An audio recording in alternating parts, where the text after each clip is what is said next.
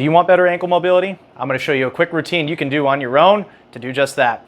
Now, the ankle mobility we're working on today is dorsiflexion. So dorsiflexion is your ability to, see my ankle here, reach your knee forward. This is dorsiflexion. And if you want to be fast, you got to have it. To follow along with me, you're going to need a dowel, a mini band, preferably a heavy one. You're going to want two of these, two 25-pound plates. You'll see why in a second. And you're also going to want two weights, two symmetrical, semi-symmetrical weights. These are 35 pounds each. The first region we're going to work on is the plantar fascia, which is on the bottoms of your feet. For this, we're going to use the dowel. You're going to put the dowel under your foot, and you are going to push down on your knee and roll back and forth, nice and slow. Do this for about 30 seconds to 45 seconds on each side. If this is really, really tight, you may need to spend more time. Hit both sides again, 30 to 45 seconds, and then we're on to the next. Our next region is the tops of the feet, the dorsal surface of the foot. Now, instead of rolling, we're not going to be rolling. We're going to be dragging the dowel up and down our foot. So, dowel should follow the ankle down over the center of the foot, and make sure you get all the fascia. Get the fascia here on this track down to the middle of the toe. Don't miss anything. There can be restriction anywhere. And if this is tight, make a fist with your foot as you do it. It's a good idea anytime you encounter fascial restriction to try to add a little bit of movement to it. Now, this may burn a little bit. If it's burning, that means you're doing it right. Now, if you do find burning, don't blast through it. Go slow. Fascia aren't going to lengthen any faster than they want to lengthen. There's nothing you can do. Nothing you can do to make it release faster. Once you've gotten through the top of the foot, next we're going to hit the shin. So I don't want you on your shin bone right now. I want you on the anterior tibialis, which is outside of the shin. So you're going to go down and up. And if this is tight, add some movement. Your movement is shifting the knee forward and back. We're going into dorsiflexion and then back, and then into some dorsiflexion and then back. And for a lot of you, this is going to be very, very, very tight. If you run around and you do things with your body, it's going to be tight. 30 to 45 seconds. If it's really tight, spend a minute and a half. Now, mobility is really tough. You may need to budget 30 minutes a day for mobility if you're really, if you struggle with it. Down and up, nice and slow. Make sure you get all of it. The anterior tibialis runs from the border of the shin here out to here, and you can even hit the peroneal or the fibularis right here on the outside as well, up and down. All right, next we're going to hit the calves. To get the calves, we're going to have our dowel on the back of our leg, and again, we want to hit all the fascia on the calf. So we've got the lateral, the middle, and the medial. Make sure we get all of it. And you're going to drag that dowel down, and you're going to pull it back up. And if it's tight, add some movement. Shift that knee forward and back as you do this, nice and slow. Can't blast through that fascia. Nice and slow. And then hit the inner one. Make sure we get all of it. After you've gotten your entire calf, we're going to move on to the hamstring. I'll stick to the right leg, but you're going to be doing both sides. So to get your hamstring, you want whatever side you're releasing, that knee to be down. And so to get the hamstrings, you want to do this on bare skin. This dowel is going behind you. Now you've got a hamstring on the outside, a hamstring in the middle, and a hamstring on the inside. You got to make sure you hit all of them. So I'm going to start with my lateral, the outer one. Pull up, nice and slow. It's tough to add movement, but again, you can shift forward and back to add some movement. Not going to have a lot, that's fine. I have not had a lot of success pushing down. Just pull up. So dig the dowel into your skin and then slowly pull up.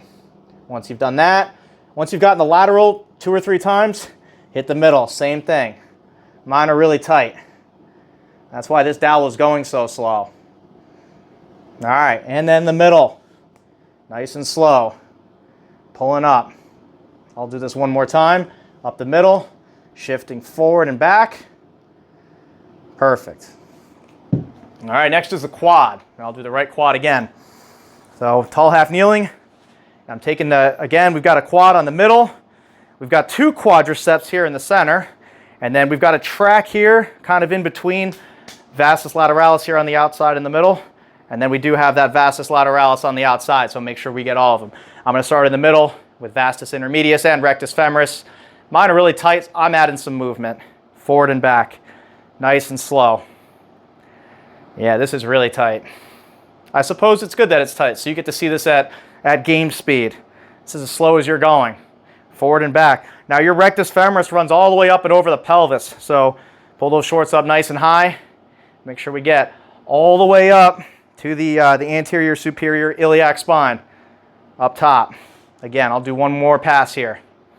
Shifting forward and back. Just like that. This isn't sexy, but it does make you fast and it makes you feel great. Just take the time, spend that time. All right, vastus medialis on the inside. This one's kind of tough. So vastus medialis will run up and over this way. It's shaped like a teardrop. So the bottom of the teardrop is down here and the top of the teardrop is up here. So it doesn't matter if you hit other muscles too. It's not against the rules. You can hit those adductors on the inside as well. Shift forward and back. Yeah, this is really tight. Nice and slow. This is catching really bad. And this dowel, you know you're tight if that dowel just isn't moving. And as you watch me do this, you can see it's not moving very well. I've been playing rugby, so a little tight. Just like that. 2 or 3 passes. I'm going to hit this track here. Forward and back. Nice and slow. Yeah, this is tight. Sheesh. Good. Just like that. 2 passes. We'll move on. We're going to hit that lateral band, the vastus lateralis now. This is also your IT band. Yeah, geez. This is the tightest it's been. Just like, see how slow I'm going? You may have to go slower. All the way up. I want you to take this all the way up into your acetabulum here. That's that bone, that's your hip socket. You can go up and over the hip socket a little bit if you need to. And if it's tight, again, shift forward and backward. All right, that's it for the myofascial release. Now, there are other structures you can release, but I want to show you guys the other stuff. And at some point, I'll do the rest of the body. So the next thing we have to do is stretch. The first thing we're going to stretch is our low back. So I will show you how to do that. My favorite low back stretch is honestly, what is it, the scorpion? I think it's called the scorpion. I forget the exact name of it. You're going to lay on your back and kick your legs up and over. Hands are down here. And straighten your legs nice and slow. And just allow the weight of your legs to stretch your low back.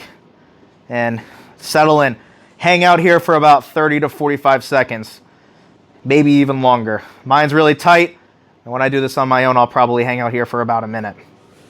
Now it's time to use that 25-pound plate. Grab it. And we're going to stretch our calves and hamstrings with the toe touch matrix. I'm not going to show you all the stretches. I have another video with all the stretches in the toe touch matrix. We're going to run through this real fast and then move on. So the first position of the toe touch matrix is toes on, heels off. So my toes are on, my heels are off. Lock the knees, make sure the knees are locked. Squeeze your butt, arms up, hips through. Now in this position, you should feel a calf stretch. If you don't feel a calf stretch, get something that pulls your toe up higher. You may need something that's taller if you have mobile ankles. If you're watching this video for ankle mobility, it probably means you don't. So that 25-pound plate may be enough. If you can't, keep your heels down, lock your knees and get your hips through. If like your heels are fluttering and you're really struggling, get something that's closer to the ground to take a little bit of stress off the calves. Toes are on, heels are off. Arms up, hips through. Arms back, down, reach for the backs of the heels. Arms back, up, hips through. And now spend time. So if you're feeling a real big stretch here, spend some time there. Arms back, down, reach for the backs of the heels. If you feel a bigger stretch down here, hang out down here.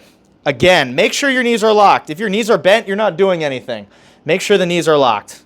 Arms back, up, hips through. Knees are still locked. Hips are all the way through. Big stretch in the calves. Arms back, down, knees are locked, reaching for the backs of the heels. I've got a big stretch here. Arms back, up, hips through. If you've got time, spend about 2 to 3 minutes in this position. If not, do a set of 10, then move on. Once you finish toes on, heels off, 10 jumping jacks. Now when you do your jumping jacks, make sure your heels are hitting the ground. Now we're ready for the next position, which is heels on, toes off. Arms up, hips through. There's no stretch here, but we're going to start the stretch here. Arms back, down, reach for the backs of the heels. It's okay if the knees bend a little bit, but don't let them bend too much. And I like to pull myself lower. I like to grab my legs and pull myself deeper into the stretch, get a really big hamstring stretch. Arms back, up, hips through, arms up, back down for the next one. If you've got time, spend about 2 to 3 minutes. If you don't have time, hit a set of 10. Once you have, 10 jumping jacks. Make sure our heels are hitting the ground each time. And we're ready for the next one, which is one toe on, one heel on. So you're putting one toe on your plate and one heel on the plate. Now the arms are very important. Your arms help you keep your balance. Make sure when you're doing this, one toe on, one heel on, both feet point forward and your pelvis is square. Don't let your pelvis turn in. Don't let your pelvis turn out. Arms up, hips through. Arms back. Keep them back as you go down. Keep this leg straight as you go down. Reach for the back heel, not the front heel. Make sure the knee stays locked. Arms back. Oh, up, hips through. Yes, it's harder than it looks. It's tough to do this with your head turned. Keep the knee locked. Reach for the back heel. Arms back, up, hips through. Arms back, down. Reach for the back heel. Get a big stretch. Arms back, up, hips through. Get a big stretch at the top too. If you've got the time, spend 2 to 3 minutes. If not, do a set of 10 and you're on to jumping jacks. Set of 10. All right, other toe on, other heel on. Arms up, hips through. Arms back, down, reach for the back heel. Make note of left-right differences. If you've got one ankle that's tighter than the other, make sure you spend extra time on it. Don't neglect the good ankle, but spend a little more time on the one that needs a little more time. Arms back, up, hips through. Again, 2 to 3 minutes or a set of 10, depending on how much time you have, then 10 jumping jacks. Now we're on to stability. We've got 2 big exercises that we've got to do. One of them is a toe raise, and if you've got a toe raise machine, that's great. Use it. If you don't have a toe raise machine, that's fine. All you need is something to hang on to. Stand up straight. Make sure your hips are through, not back, hips through, and just pull your toes up as high as you can and put them down. And this is a lot harder than it looks. This can be, if your ankles are really tight, this is going to be a very challenging movement. Up and down. I want you to go until you feel a burn. Make sure you're going up. Once you go up as high as you can, try to get your toes up even higher and then put them down. Pick your toes up, try to pick them up higher, hold it, put it down. 15 to 20 should be plenty. And if 15 to 20 isn't enough, try to get your toes higher and then it'll be enough. The next thing we're gonna do is a band-resisted heel raise. So this is what we're gonna use our mini band for. Grab your mini band, make sure you're near something for balance.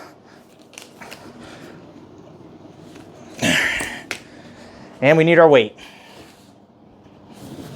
All right, once you got your weight, walk your feet out, and the mini band's actually a little too high. Brings me to a good point.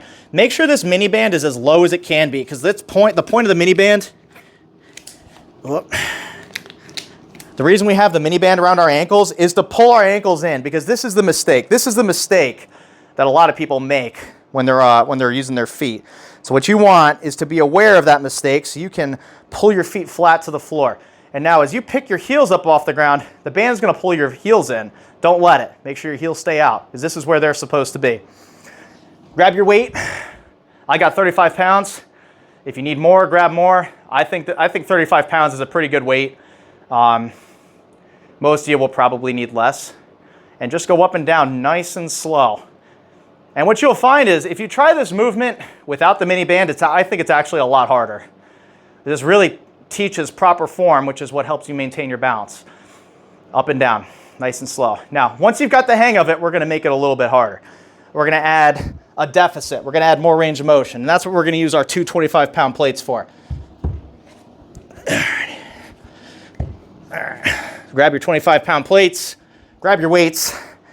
One toe is going on each of these plates. Make sure the heels are right behind the toes, and we're going up and nice and slow on the way down.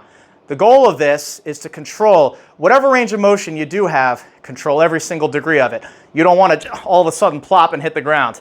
Not good. If you're running around playing soccer and all of a sudden your ankle gives out, bad things happen. So make sure you're training ankle stability in the gym. Control it down, nice and slow and smooth. See how slow I'm going? You should be going just as slow. Nice and slow, control every degree. You should be finishing each of these reps in a stretch. Another good point, almost forgot. Make sure this movement at the bottom, let me give you a side view here. When you're at the bottom here, with your knees locked and your hips through, your shoulders back and your head up, you should feel a really big stretch in your calves. The goal of this movement is to begin in a stretch and end in a stretch. So I'm in a stretch right now, and I'm slowly going up and slowly going down and ending in a stretch. Let me get my feet a little wider here. Go up nice and slow, down slow. That was a little too fast. Go up slow, whoop. Go up slow, down nice and slow, and make sure we finish in a stretch. Now, if you're struggling with balance, you can do this against a wall. There's no crime in using a wall for balance. The goal of this movement is to start in a stretch and finish in a stretch. If you like the video, be sure to subscribe. I'm going to post a lot more stuff. If you guys have questions, definitely leave them in the comments. I'll get to you as soon as I can. There's affiliate links in the comments, so go there. You'll see all the stuff that I use, a direct link to that, and then if you click the Google Doc, it'll take you to a sheet with all the other stuff that I use and I approve of.